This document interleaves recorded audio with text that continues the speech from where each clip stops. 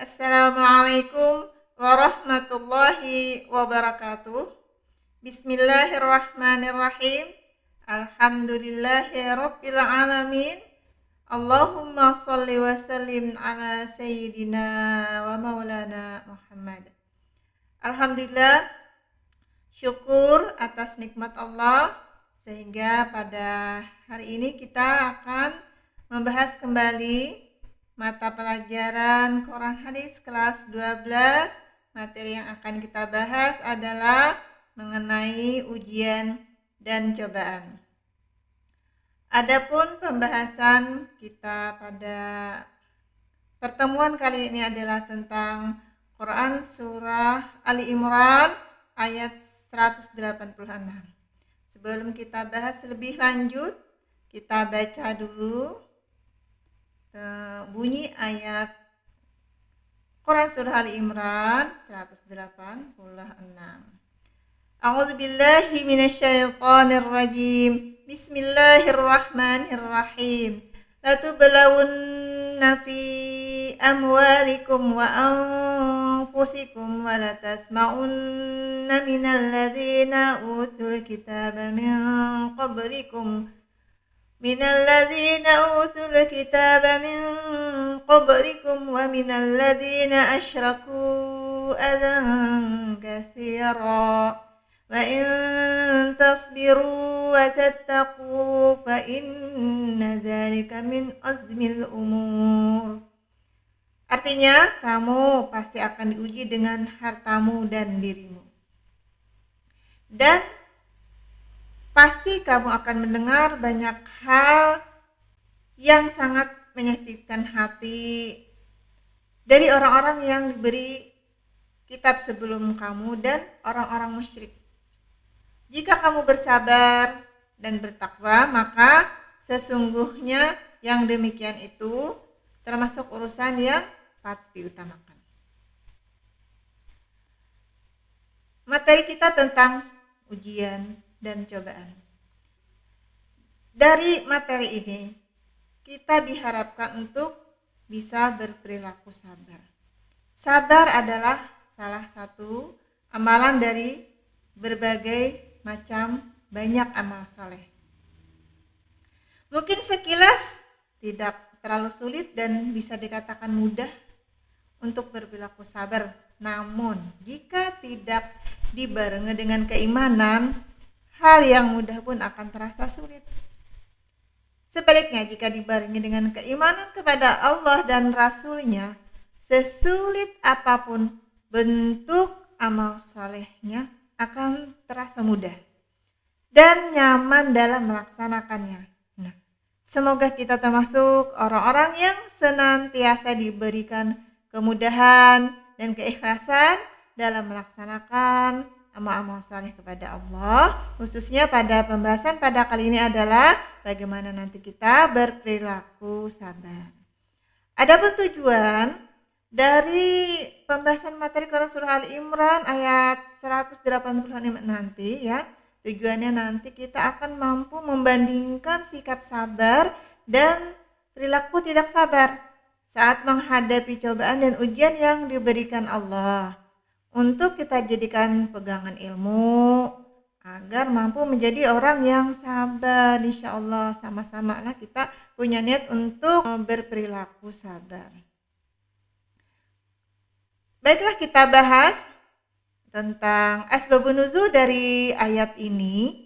Diceritakan ya, diriwayatkan oleh Ibnu Hatim dan Ibnu Munzir tentang perkataan Fanhas ya, karena ada sengketa antara Abu Bakar dan Fanhas, di mana Fanhas ini menyatakan bahwasanya Allah itu miskin dan mereka kaya. Nah, diriwayatkan juga bahwasanya di saat itu orang-orang kaum Quraisy, kafir Quraisy ya, yang bernama Ka'ab bin Ashraf itu senang sekali, suka sekali bersyair, di mana isi syair tersebut celaannya itu kepada Rasulullah dan para sahabat-sahabatnya. Nah, cobaan yang berbentuk seperti inilah sehingga turunlah ayat Quran surah Ali Imran 186 tentang perkataan-perkataan para orang-orang kaum Quraisy tadi, kafir Quraisy yang banyak sekali yang sangat menyakitkan hati Rasulullah. Seterusnya, di dalam cerita Quran surah Ali Imran ayat 186 ketika diturunkan, juga di saat itu kondisi perasaan Rasulullah dalam keadaan sangat menyakitkan karena telah terjadi apa? Terjadi perang Uhud. Sedikit kita membahas tentang sejarah perang Uhud. Mungkin Ananda juga sudah tahu cerita selengkapnya, namun di sini Ibu hanya sekedar sekilas tentang bagaimana sejarah perang sangat menyakitkan hati Rasulullah dan para kaum muslimin. Seperti Anda ketahui, pada perang Uhud Rasulullah sudah memberikan komando kepada kaum muslimin agar tidak turun dari apa? Dari bukit, baik dalam keadaan merasa menang atau merasa kalah. Yang jelas posisinya tetap berada di bukit tadi yang disebut dengan bukit Uhud ya. Pada saat itu setelah terjadi peperangan, kaum muslimin memang tetap berada di atas bukit dan terjadilah serangan sengit antara kaum kafir Quraisy menyerang kaum muslimin. Setelah terjadi antara peperangan tersebut, pada saat itu kaum Quraisy ya kafir Quraisy terbirit-birit lari. Nah, setelah lari, jadi orang-orang muslim ketika berada di atas bukit merasa menang. Karena merasa menang, lalu mereka lupa dengan komando Rasulullah agar tetap berada di atas bukit itu. Nah, mereka itu turun dengan menyatakan merasa menang tadi. Dia sangat bahagia dan kemenangan melihat kaum kafir Quraisy tadi terlari terbirit-birit tadi, sehingga mereka turun dan mengambil apa? Yang diambil adalah peralatan perang kaum kafir Quraisy yang berserakan di bawah bukit tadi. Ternyata itu adalah taktik oleh kaum Quraisy. Ternyata mereka banyak sekali sehingga jumlah mereka itu ada 3.000 ya. Kalau kaum muslimin hanya 700. Nah, jauh sekali perbedaan antara orang musyrik dan kaum muslimin pada saat itu. Nah, kaum muslimin kan terjebak nih. Setelah terjebak, keluarlah kaum kafir Quraisy menyerang balik kembali kepada kaum muslimin. Nah, saat itu para pemanah di atas bukit itu tidak menyangka keadaan seperti itu. Sehingga apa yang terjadi? Kekalahan. Di perang Uhud inilah terjadi kekalahan dari semua peperangan, hanya di perang Uhud yang terjadi kekalahan yang luar biasa. Pada saat itu Rasulullah melihat kaum muslimin lari bersembunyi di balik bukit. Saat itu Rasulullah sendiri menghadapi para kaum kafir Quraisy berperang. Nah, lalu Rasulullah berteriak, memberikan semangat juang, memberikan semangat jihad kepada para mujahid untuk keluar dari bukit tersebut. Wahai kaum muslimin, kita dalam keadaan berperang antara hidup dan mati. Kita hidup atau mati, surga menanti. Mendengar semangat kobaran jihad yang dikomandangkan oleh Rasulullah, para kaum muslimin keluar dengan semangat jihadnya untuk kembali menyerang kaum kafir Quraisy. Dalam keadaan sebelum itu, Rasulullah sudah dalam keadaan terpayah-payah. Banyak sekali darah yang keluar di hidung beliau, di mulut beliau, karena beliau saat itu dalam keadaan sendiri menghadapi kaum Quraisy. Banyak sekali kaum muslimin yang tadi menyembunyikan diri di balik.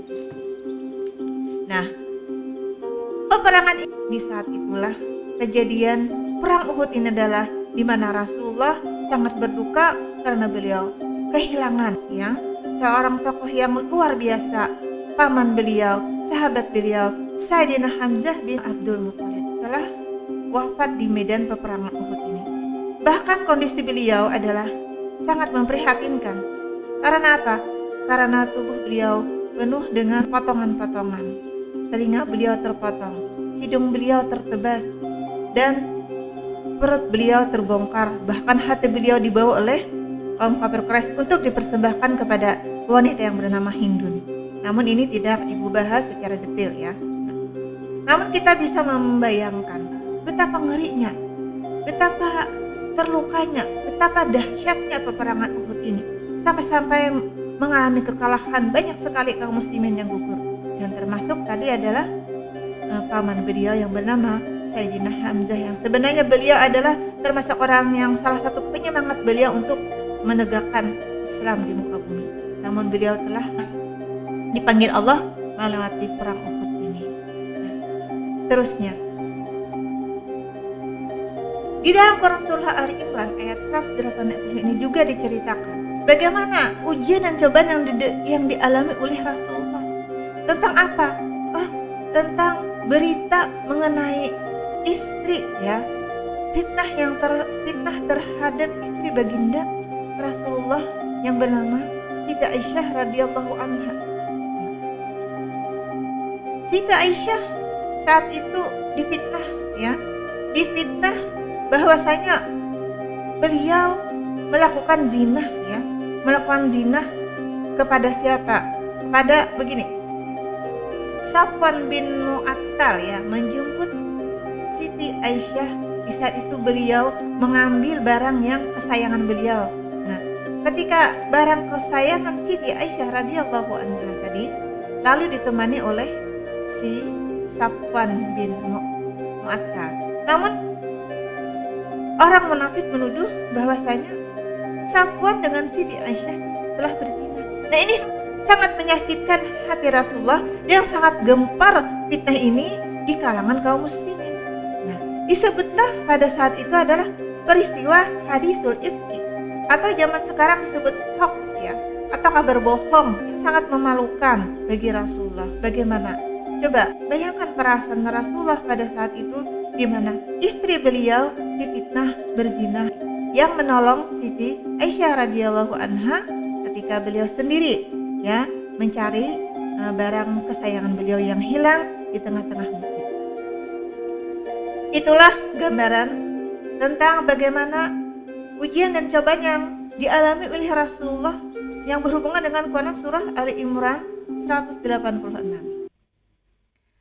Perhatikan kembali di dalam Quran surah Ali Imran ayat 186, latu belawunna, kamu pasti akan diuji apa? Fi amwalikum wa anfusikum wa la tasma'unna minal ladzina utul kitaba min qablikum wa minal ladzina asyraku adan katsira. Lalu kita hubungkan dengan masa ujian dan cobaan di zaman kita sekarang. Memang tidak ada lagi ujian dan cobaan seberat Rasulullah dalam menghadapi istilahnya tadi berhubungan dengan peperangan, khususnya adalah pada perang Uhud. Namun di sini dapat kita maknai bahwasanya fi amwalikum, kita akan diuji oleh Allah dengan apa? Dengan harta. Anfusikum, dengan diri kita, apa yang ada pada diri kita. Walatsmauna, dan segala sesuatu yang menyakitkan. Nah, kita sebut di sini adalah tiga bentuk ujian dan cobaan, dan 2 bentuk perilaku amal saleh. 2 bentuk perilaku amal salehnya yang mana? Wa in tasbiru wa tattaqu fa inna dzalika min azmin umur. Mari kita perhatikan dari gambar-gambar berikut ini. Fi amwalikum, ini adalah bentuk cobaan yang dimana kita jihadnya bukan berbentuk perang lagi, tetapi jihadnya adalah berbentuk dimana kita melawan hawa nafsu. Ketika kita Allah diberi cobaan dalam bentuk fi amwalikum, misalnya dari gambar ini adalah sebuah rumah yang mewah. Nah, rumah yang mewah jangan kita mengira ini adalah bukan sebuah ujian. Ini juga termasuk ujian, namun dalam bentuk nikmat. Kita perhatikan lagi di sini. Oh, ini ada gambar apa? Harta dalam bentuk apa? Kekuasaan. Nah, kekuasaan yang diizinkan oleh Allah kepada kita menerima amanah, itu pun sebenarnya adalah bentuk ujian. Jadi kita jangan menganggap bahwa bentuk ujian itu hanya bersifatnya adalah bentuk kesakitan, tapi bentuk kesenangan pun disebut juga adalah jenisnya ada juga ujian. Kalau kita perhatikan kembali ini adalah gambar apa? Gambar kehormatan, di mana kita mendapat sebuah kehormatan. Kita mendapatkan tahta. Kita mendapatkan harta benda. Lihat saja gambar-gambar yang ada di slide ini adalah kita memiliki barang kesayangan kita misalnya. Atau kita memiliki keturunan yang banyak. Seterusnya, keturunan yang banyak ya. Mungkin suatu hari nanti Ananda berkeluarga lah, insya Allah memiliki keturunan yang banyak. Nah, keturunan yang banyak itu adalah salah satu bentuk ujian yang diberikan Allah dalam bentuk fi amwalikum wa anfusikum. Nah, wa anfusikum itu seperti apa? Kalau kita perhatikan ini ya. Nah, ini Anda memiliki bakat apa saja. Kalau di gambar ini adalah bakat yang berhubungan dengan olahraga. Anda memiliki bakat yang terpendam misalnya, lalu Anda keluarkan psikomotorik Anda keluarkan melewati misalnya pertandingan. Artinya Anda memiliki bakat yang dimana orang lain tidak memiliki hal itu. Nah, kalau ini bakat apa? Ini bakat bahwa Anda punya talenta di bidang musik misalnya. Nah, ini pun tidak bisa dimiliki oleh semua orang. Masing-masing secara pribadi dia memiliki talenta yang berbeda-beda. Ini adalah salah satu bentuk yang disebut di mana ujian yang berhubungan dengan anfusikum yang ada pada diri kita yang mempunyai kelebihan. Seterusnya, sering berprestasi. Anda sering berprestasi, Anda juara. Nah, itu juga salah satu bentuk apa? Itu salah satu bentuk di mana kita diuji tentang yang ada pada diri kita dalam hal-hal yang menggembirakan. Dalam bentuk apa lagi hal yang menggembirakan? Kelebihan fisik yang ada pada diri kita. Oh, misalnya kita memiliki kelebihan dengan kategori ya hidung yang mancung ya, atau memiliki alis yang tebal, kulit yang dan lain sebagainya yang dimana itu membuat Anda itu bangga bahwa Anda itu merasa lebih secara fisik daripada orang lain. Apa kata Allah lagi di dalam Quran surah Ali Imran 186 yang berhubungan dengan adan katsira. Nah, di mana kita akan mendapatkan banyak kesedihan. Banyak sesuatu kalimat-kalimat yang menyakitkan. Misalnya apa? Bagaimana perasaan kita saat kita dihina oleh orang lain? Apakah itu tidak menyakitkan? Tentu sangat menyakitkan. Di apa lagi? Oh, diperolok-olok oleh orang lain. Rasa terhina, rasa tak berguna. Karena apa? Karena kalimat-kalimat orang lain yang sangat menyakitkan tadi yang kita sebut dengan saat itu kita diperolok-olok oleh orang lain. Nah, dari semua bentuk cobaan itu, dari semua bentuk cobaan yang ada pada slide ini adalah kita jangan lupa bahwasanya itu adalah salah satu bentuk ujian untuk kita yang dimana kita tidak bisa menolak seperti apa yang telah kita pelajari pada Quran surah Al-Baqarah ya 155 di mana di dalam Quran surah Al-Baqarah yang kita pelajari pada pertemuan sebelumnya adalah yang berhubungan dengan segala sesuatu cobaannya semuanya bentuknya itu adalah tentang kepedihan. Nah, kalau di Quran surah Ali Imran ini bukan hanya berbentuk kepedihan tapi juga berbentuk segala sesuatu yang menyenangkan. Nah, tetapi ada juga tadi ya yang adan katsira. Nah, itu adalah bentuknya itu tidak menyenangkan karena kita menerima segala sesuatu yang menyakitkan seperti tadi dihina atau diperolok-olok. Maka dari itu saat itu kita harus sabar dihina. Saat itulah Allah akan memuliakan kita. Nah, di akhir Quran surah Ali Imran ada kalimat wa in tasbiru bi-nya wa tattaqu fa inna dzalika min azmil umur.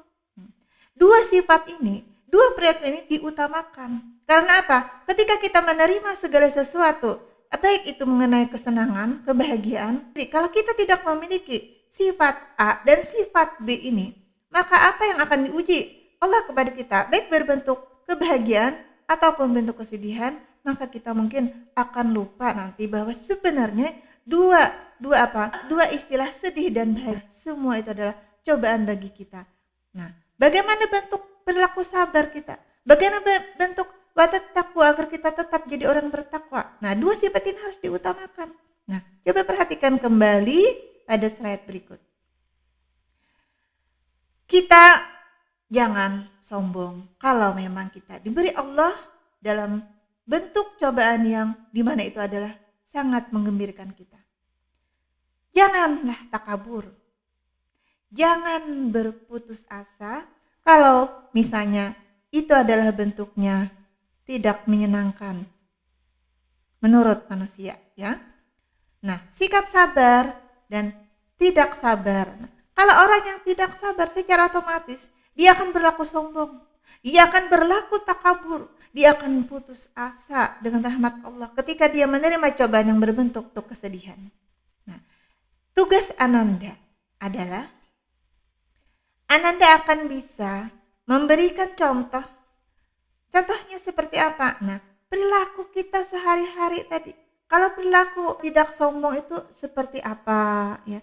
Dan terus perilaku sombong tuh yang seperti apa? Nah, jadi Ananda mampu memberikan contoh perilaku sehari-hari yang mencerminkan tidak sombong, yang mencerminkan sombong di saat dia menerima segala cobaan yang berbentuk kesenangan. Nah, bagaimana perilaku orang yang jangan takabur dan bagaimana perilaku orang yang takabur. Nah, terus yang terakhir, dikala dia menerima cobaan yang tidak menyenangkan, jangan putus asa. Seperti apa perilaku orang yang jangan putus asa dan seperti apa orang yang berperilaku putus asa di saat dia menerima cobaan dari Allah. Demikian pertemuan kita pada kali ini. Semoga bermanfaat. Semoga Quran Surah Ali Imran ini dijadikan ilmu kita untuk dipegang. Tadi ya, ingat nih 2 sifat tadi. Wa in tasbiru wa tattaqu. Pegang ini lah. Nanti akan kita bahas detail kembali perilaku A dan B di hadis. Nanti kita akan membahas 2 hadis tentang ujian dan cobaan yang ada hubungannya dengan Quran Surah Ali Imran ayat 186. Untuk kali ini cukuplah untuk gambaran tentang materi ujian dan cobaan Quran Surah Ali Imran ayat 186. Demikian tadi. Wassalamualaikum warahmatullahi wabarakatuh.